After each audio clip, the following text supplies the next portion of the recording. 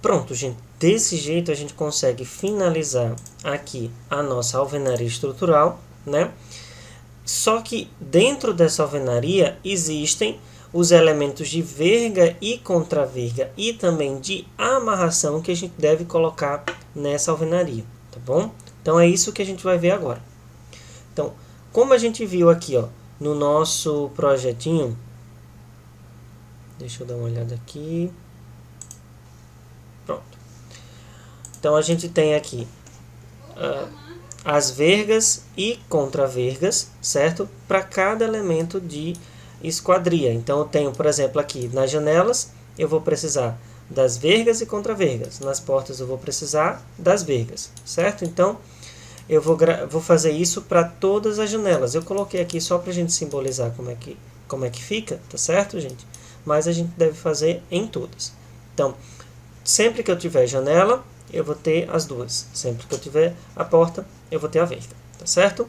Então, aqui no Sinap, a gente vai colocar dessa forma aqui, ó. Então, eu vou vir aqui no meu Sinap e vou pegar as vergas.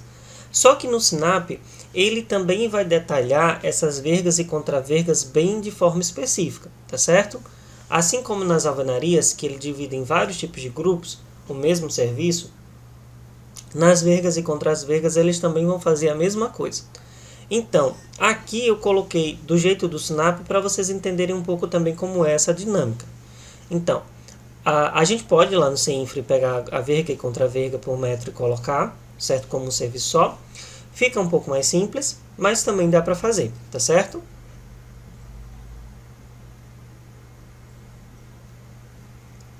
Mas eu coloquei dessa forma aqui para que vocês entendessem também como é que funciona. Então, o Sinap ele vai separar em vergas para janelas e vergas para portas. Então, reparem que aqui a gente tem para janela e para porta. E a gente vai ter até 1,5 m de vão ou mais de 1,5 m de vão, tá certo? O vão é no caso seria a largura da nossa janela ou da nossa porta, no caso da nossa esquadria.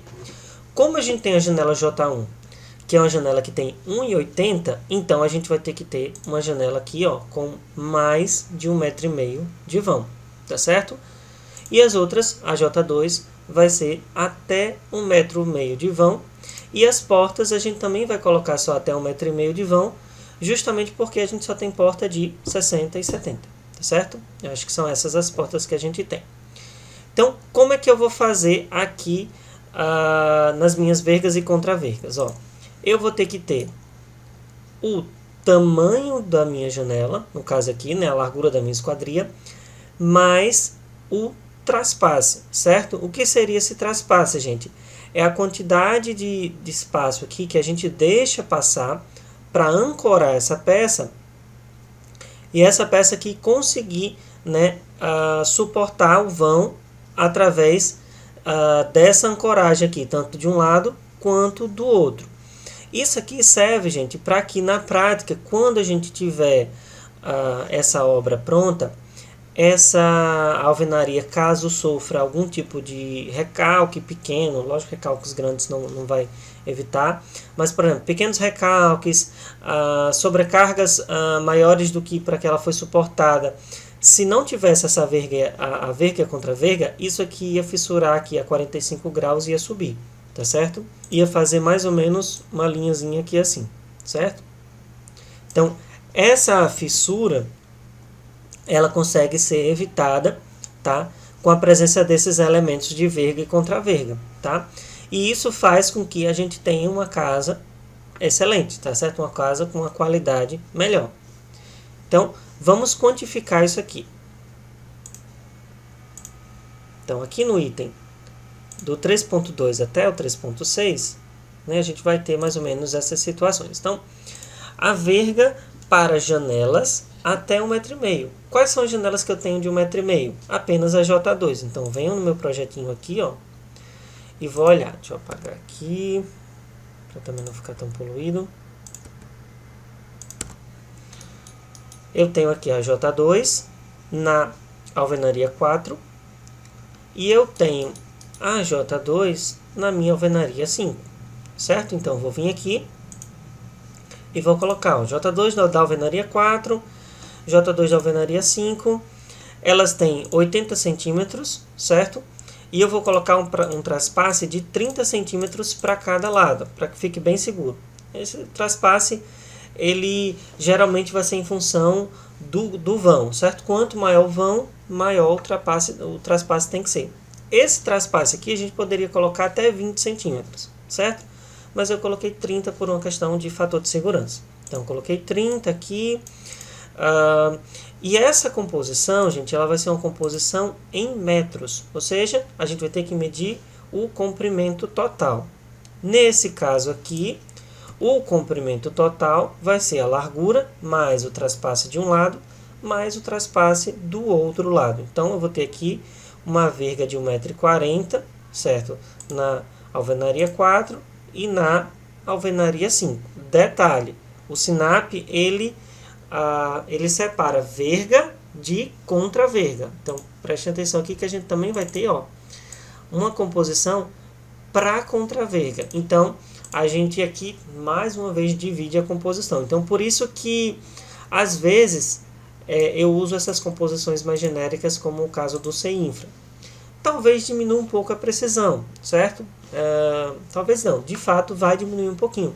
Só que esse valor vai ser tão pequenininho que às vezes não compensa o trabalho de a gente conseguir fazer todo esse destrinchamento, certo?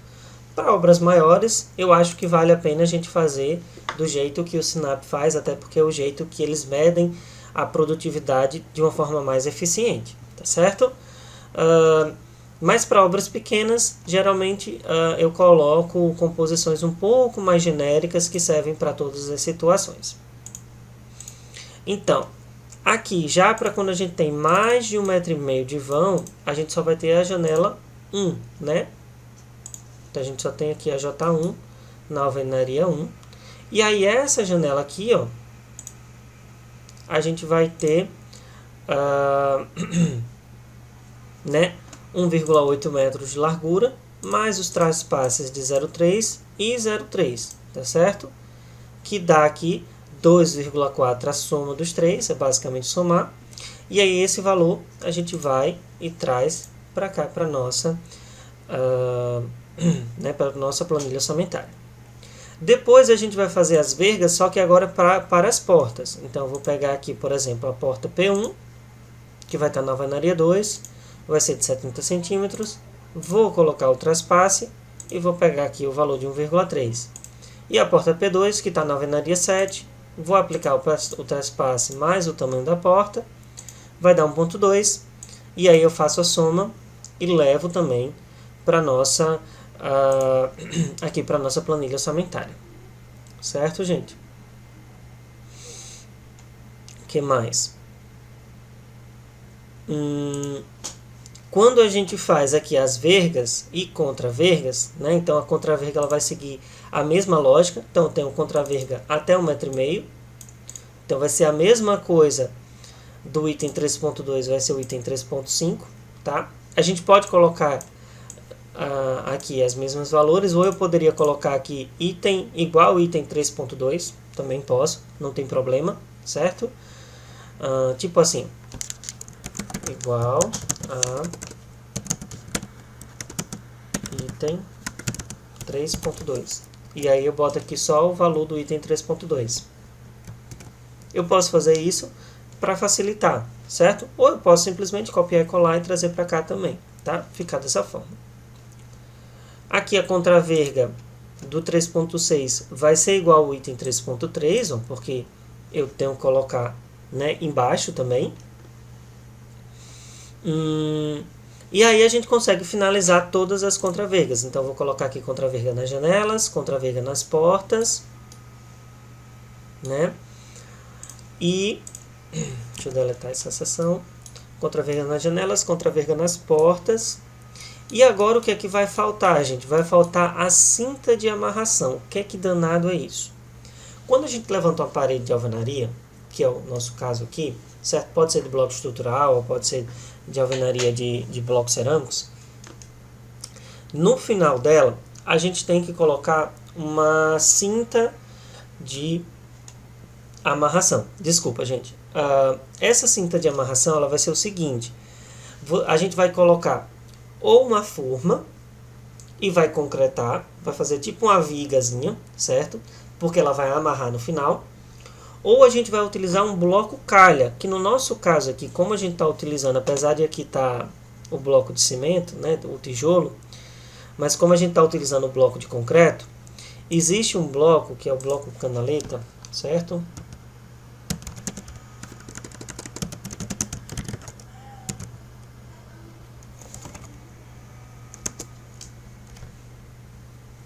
Que é esse bloco aqui, ó. Então, como é que funciona esse bloco aqui, ó? Ele vai ser atentado como um tijolo normal, certo? Um tijolo qualquer. Só que dentro dele aqui vai passar duas barras de aço, geralmente 8. E aqui vai ser concretado com um grout. Então, ele vai tipo, meio que fazer uma peça monolítica, certo? Ele vai juntar várias peças dessas com aço e grout. O grout é tipo uma argamassa muito resistente, tá? Que ela tem uma aderência melhor. Então ela adere e tem mais resistência, faz com que a gente consiga uniformizar e nivelar. Então vamos imaginar que a gente tem, por exemplo, essa situação aqui. Então eu tenho vários blocos canaleta desse, um do lado do outro, né? E aí a gente vai, coloca o aço e concreta dentro dessas canaletas, tá certo? O Sinap ele já vai ter essa composição pronta. Deixa eu trazer aqui para o Sinap, que é a cinta de amarração de alvenaria moldada em loco com a utilização de blocos canaleta. Dentro dessa composição, a gente já vai ter tanto o aço quanto também o grout. Então isso fica bem mais fácil, por quê? Porque simplesmente a gente vai pegar o perímetro da casa, certo? O perímetro das paredes da casa. E aí a gente vai colocar, né, nessa composição, que ela é em metro, certo? Então, eu vou vir aqui no meu projeto e vou pegar o perímetro. Como eu tenho aqui a distância entre eixos, eu vou usar essa mesma distância, tá certo? É o mesmo parâmetro. Então, eu venho aqui, ó, vou colocar o comprimento de cada parede, simplesmente, e venho e coloco esses comprimentos, faço o total, faço a soma e levo para a minha planilha orçamentária. Certo? Teoricamente, em grande parte dos casos, é só essa cinta de amarração, ela já é suficiente para conseguir deixar essas paredes estáveis, né? Porque as paredes já vão estar ligadas embaixo e agora vão estar ligadas em cima, né? Vão ter esse suporte maior, porque eu tenho embaixo, eu tenho ela toda de baldrame, e em cima eu vou ter essa viga, né, essa cinta de amarração. Isso faz com que a casa fique bem resistente, certo? Só que em alguns casos, gente, em alvenaria estrutural, como a gente não está fazendo, por exemplo, pilares e vigas nessa nossa casa, né, a gente não precisa fazer pilares e vigas, a gente vai fazer armações verticais. Eu vou só mostrar aqui para vocês entenderem como é que funciona. Eu coloquei a exemplificação dela aqui, ó. Então, como é que funciona essa armação vertical? Ela vai ser uma barra de aço, certo? Que vai estar aqui, ó, na vertical, geralmente no encontro das paredes. Então, sempre que eu tiver quina ou T, ou L ou T de paredes, eu vou ter essa barrinha na vertical, e aí eu encho com grout, certo? Então, como que a gente vai saber mais ou menos o volume, né? Eu até fiz aqui um esqueminha para mostrar para vocês. Então, eu tenho aqui, por exemplo, um bloco, certo? Um bloco estrutural. E esse outro bloco, no caso aqui vai ser a primeira fiada. Na segunda fiada, eu vou ter esse outro bloco aqui, ó. Certo? Então, reparem que entre os furos do bloco sobra um quadradinho aqui, certo? E esse quadradinho é o que a gente vai utilizar para concretar. Então, dentro desse espaço aqui, ó, deixa eu até achurar para ficar mais fácil. Tá? Dentro desse espaço aqui é o que a gente vai concretar, tá certo? Vai grautear e vai colocar a armação. Então, eu vou vir aqui. Vou pegar aqui, ó, a composição de armação vertical na alvenaria estrutural, diâmetro de 10, e grauteamento de cinta superior ou verga de alvenaria estrutural, certo? Esse grauteamento ele não tem específico para fazer o vertical, mas é o mesmo grout, então a gente vai fazer uma adaptação, né? Inclusive na aula passada, eu acho que foi o Odílio que perguntou se podia fazer essas adaptações, e aqui é um exemplo bem legal. Então, a gente não tem uma composição exata, mas tem uma composição muito próxima, e aí a gente adapta, né? E aí a gente vai vir aqui, ó, e vou colocar a armação, vai ser o quê? Vai ser o comprimento, tá? Então vai ser a altura da minha parede. Eu vou colocar apenas uma barra, tá certo? No centro do furo. E aí eu vou vir aqui, ó, e vou colocar o coeficiente de transformação da barra de 10 milímetros, que é em metro para quilo, certo? O mesmo raciocínio que a gente utilizou para a armação do baldrame. Então, eu venho aqui, multiplico pela quantidade de barras, multiplico pelo coeficiente linear, né, que é para converter de metro para quilo, e aí a gente tem aqui o valor do quilo. E aí, quais são os locais que a gente vai ter essa armação? Vai ser sempre no encontro de paredes. Ó. Então, eu vou colocar aqui, ó, encontro de parede A1 com A6, encontro de parede A1 com A8, encontro de parede A2 com A8, A2 com A9, A3 com A6, certo? Em cada um desses encontros aqui, ó, A1 com A8, A1 com A6, A8 com A2, A2 com A9, A3 com A6, A3 com A7, certo? Em cada espacinho desse aqui, a gente vai colocar essa armação e vai colocar o grout de forma que a gente enrijeça aqui nos vértices, e isso vai fazer com que a gente deixe essa estrutura monolítica, certo? Então isso vai fazer com que a gente ganhe rigidez na estrutura para que ela fique mais resistente, tá certo? Mas isso não é em todos os casos, certo? Em alguns casos a gente faz isso. O ideal é que se faça, até também nas paredes de alvenaria, às vezes o pessoal bota aquele esqueletozinho que faz estrebo de laje, né? Aqueles que são 3 ferrinhos assim, o pessoal coloca também na ponta. Só que nesse caso aqui só dá para botar 1 ou no máximo 2, porque esse aço aqui, esse espaço, aliás, ele é muito pequeno, não dá para a gente colocar uma armação maior. Então, o enrijecimento vai ser mais por parte do grout, e a armação ela vai servir mais para a questão da flambagem da tração, certo? Então, a gente faz dessa forma. Então, vou achar em quilos. Depois eu vou pegar esse espaçamentozinho aqui, que foi justamente esse espaçamento daqui, ó, de 10 centímetros mais ou menos por 10 centímetros, certo? E vou colocar na altura. E aí eu acho esse volume, tá certo? Para cada encontro. E aí esse volume aqui eu levo também para a minha planilha orçamentária para saber o quanto é que eu vou utilizar de grauteamento, certo? Então venho aqui e coloco aqui tanto a armação quanto o grauteamento, certo? Ah, professor, eu posso colocar mais? Posso, certo? Quanto mais elementos de rigidez desse, mais torna a estrutura mais forte, tá certo? Existem alguns tipos de armação, que é o que a gente chama de armação caranguejo. Ela vem, aí o armador dobra e ela desce, certo? Ela fica tipo assim, com 2 perninhas. E aí a gente coloca ela, por exemplo, aqui, certo? Nesse buraquinho. Aí lá em cima a gente traz ela para cá e desce nesse outro buraquinho.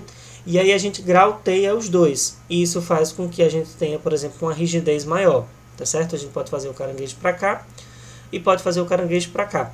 E aí isso faz com que a gente tenha esse engastamento, né? Esse ancoramento mais rígido ainda. Mas na prática, pelo menos para a alvenaria estrutural, eu vejo o pessoal fazer mais essa armadura vertical aqui, né? E a gente utiliza aquela composição do SINAP.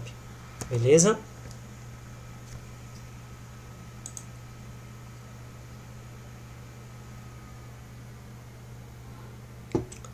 Quando a gente faz toda essa parte aqui, gente, a gente finaliza o nosso sistema de alvenaria, tá certo? É um dos sistemas da casa, a etapa de alvenaria. Então, finalizando a questão da alvenaria, agora a gente pode fazer o nosso contrapiso, certo? Então, o que a gente já fez para recapitular? A gente fez os serviços preliminares, né, de limpeza e locação. Então, eu limpei a obra, botei o gabarito. Do gabarito, eu escavei, apiloei o fundo, né, para preparar o fundo. Coloquei aqui uma lona plástica para proteger e impermeabilizar o concreto ciclópico. Joguei o concreto, né? Depois eu fiz a minha viga baldrame, né? Então essa viga ela tinha que ter a forma, a armação e a concretagem, certo? Depois eu impermeabilizei essa viga baldrame, né? De parte externa, as partes externas e a parte superior. E depois eu fiz o reaterro, né? Para que a gente consiga tanto o reaterro quanto o apilamento, né? A compactação desse reaterro, para que a gente começasse a subir as nossas paredes e fechasse a vala que a gente fez para fazer a fundação, né? Fechar o buraco por completo com terra. Então a gente já tinha todo o sistema, subimos nossas paredes, colocamos as vergas e contravergas, né? Que era para evitar fissuração nos pontos das esquadrias. Colocamos uma cinta de amarração no final das paredes, que era para que a gente aumentasse a rigidez, e nas esquinas, né, nos encontros de paredes onde havia amarração, a gente também colocou a armação vertical, certo? Foi só isso tudo que a gente já fez até agora. Lembrando, gente, que sempre que vocês tiverem alguma dúvida, podem me consultar, porque isso aqui eu estou passando um pouco mais rápido, porque eu imagino que, como a gente fez isso aqui junto na aula passada, eu imagino que vocês já estejam um pouco mais, com um pouco mais de familiaridade e conseguem entender e pegar cada um desses itens aqui, tá certo? Mas se vocês sentirem dificuldade, vocês me avisam que aí a gente vai fazendo isso passo a passo, pode até marcar um meet de dúvidas, né? E aí a gente vai fazendo junto também, tá bom? Vamos agora para o contrapiso, né? O nosso quarto sistema. Então, no que consiste o nosso contrapiso, né? Deixa eu baixar aqui um pouquinho de novo aqui a nossa visualização. Opa, baixei demais. Pronto. Mas o nosso contrapiso vai ser basicamente fazer aqui o nosso pisozinho de dentro de casa, né? O piso da parte daqui do flat e o do banheiro, certo? Vão ser esses dois pisos que a gente deve fazer.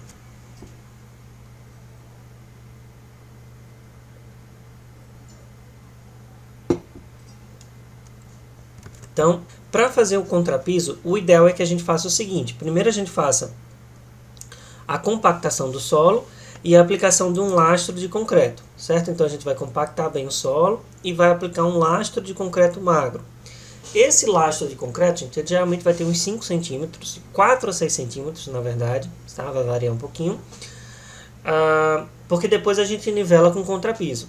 Então, ele é um concreto um pouco mais magro, um concreto meio esfarofado, meio seco. A gente também soca esse concreto um pouco, depois dá uma nivelada nele, e isso vai fazer com que a gente tenha uma base rígida para fazer o contrapiso e depois colocar a nossa cerâmica, certo? Então, faça esse lastro de concreto, sempre compactando bem, tá? E aí, esse concreto vai ser referente às áreas internas do flat, ou seja, voltando para cá, ó, a gente vai pegar essas áreas internas aqui. Então, porque a gente tem baldrame aqui, né, ao redor de todas as paredes, e entre as vigas baldrame, deixa eu até baixar mais um pouquinho aqui a visualização, que eu acho que a gente consegue ver melhor.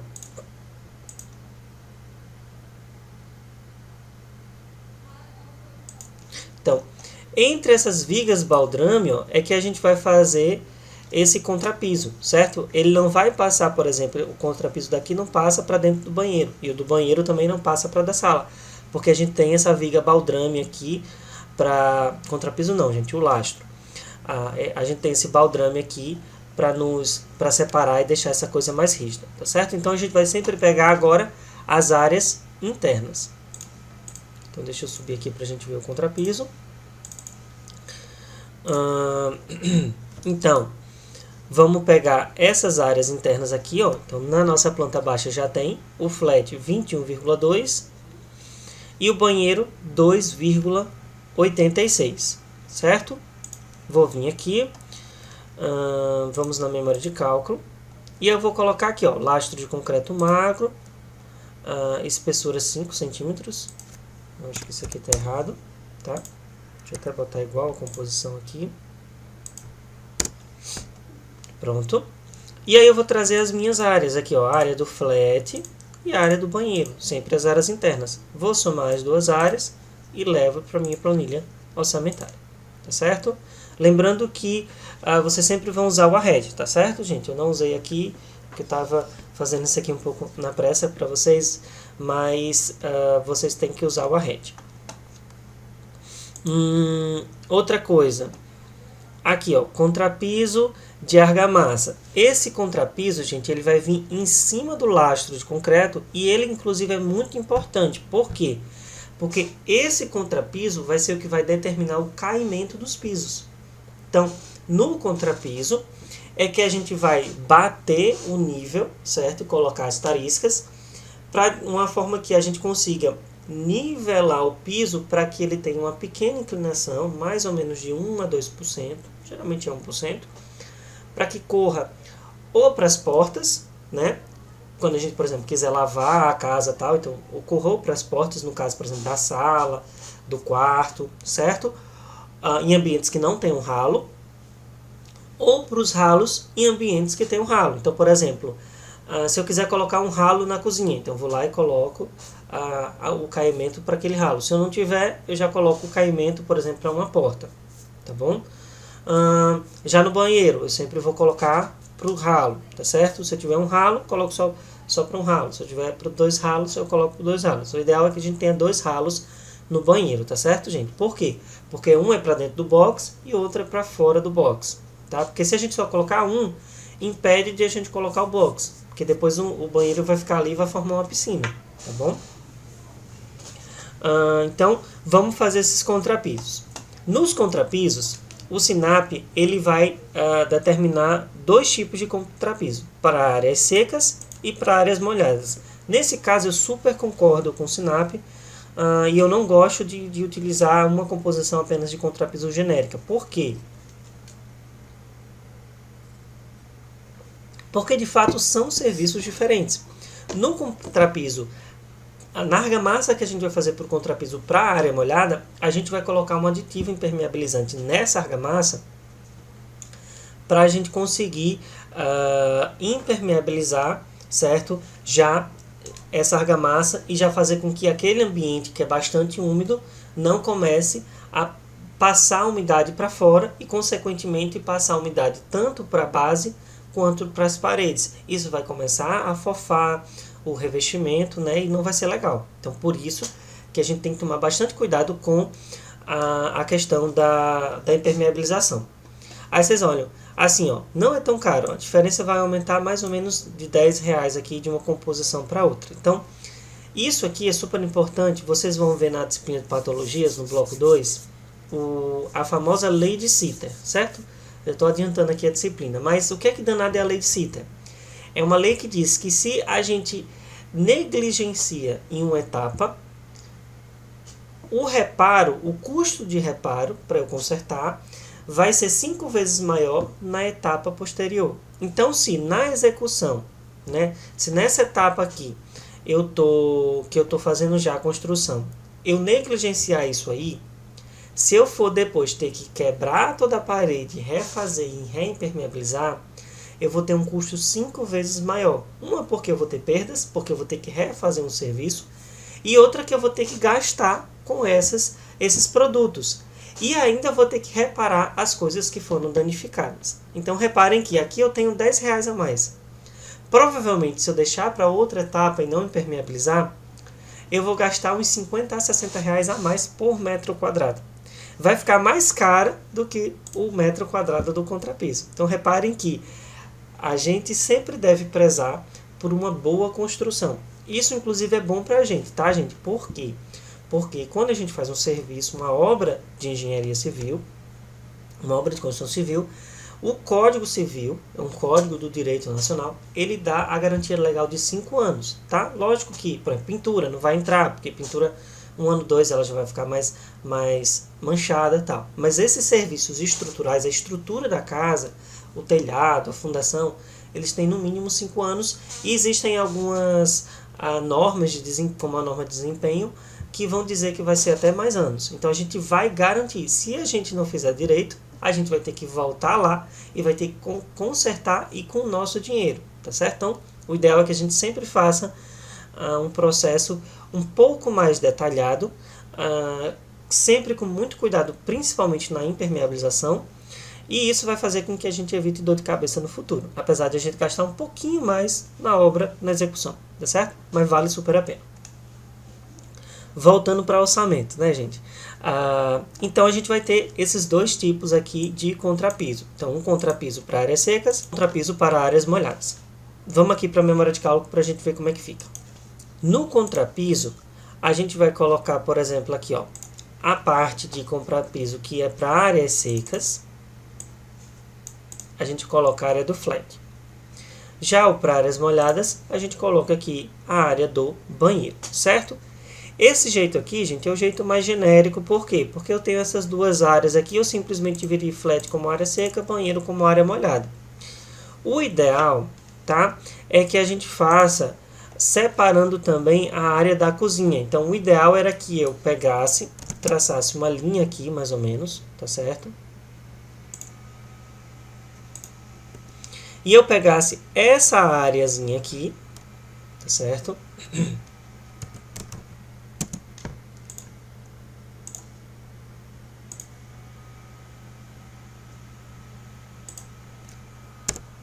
Essa área aqui mais ou menos de 6.4 e eu colocasse também como contrapiso de área molhada, certo? Eu coloquei do flat mais para facilitar, porque a gente já tem um valor de 21,20, mas no trabalho de vocês, vocês devem colocar isso aqui como área molhada, tá certo?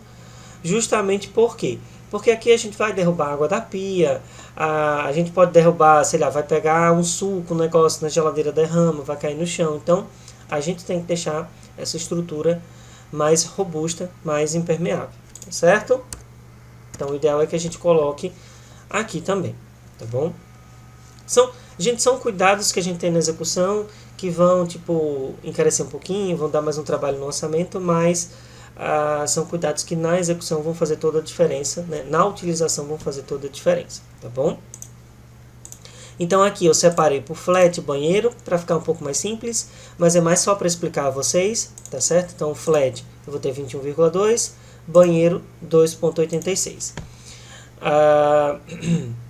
Depois, gente, aqui, deixa eu voltar para cá. Depois aqui no banheiro, quando a gente estiver fazendo aqui a impermeabilização,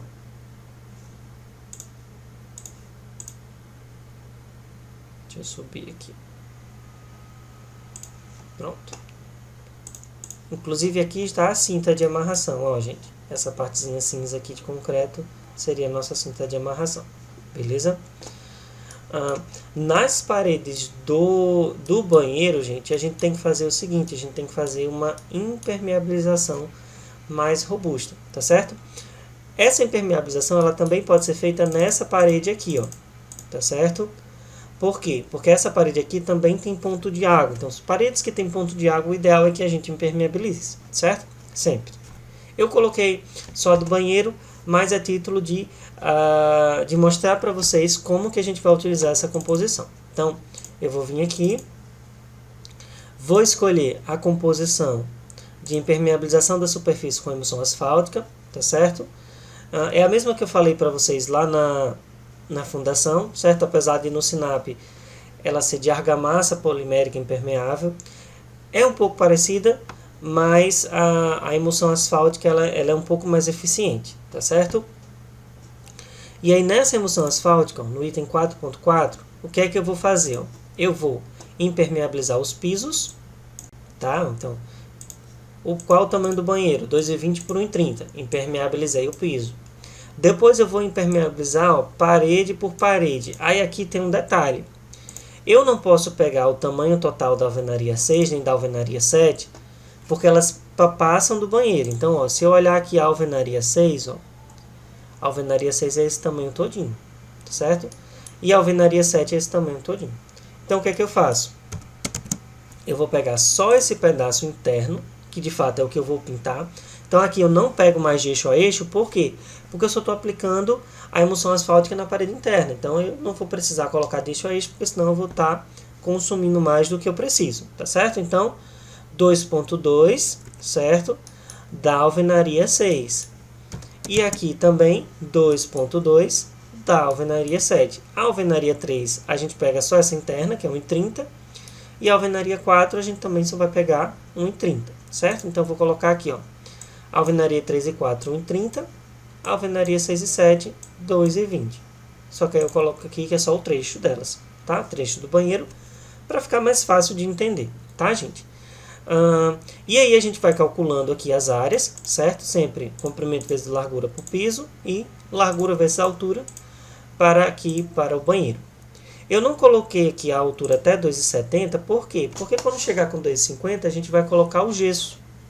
Então, acima do gesso não pega água, não precisa impermeabilizar. Eu não vou gastar mais impermeabilizante, que é caro, para cima, para uma região que não vai pegar água, tá certo? Então, a gente coloca até 2,50. E aqui eu vou fazer os descontos também das minhas esquadrias, tanto da porta quanto da janela, para eu tirar essas áreas aqui, porque essas áreas também a gente não vai pintar, né? É o vão que a gente abriu para colocar as esquadrias. Então, eu tenho também que fazer esses descontos aqui, tá certo? Com esses descontos eu vou pegar aqui o total, trago também aqui para minha planilha orçamentária.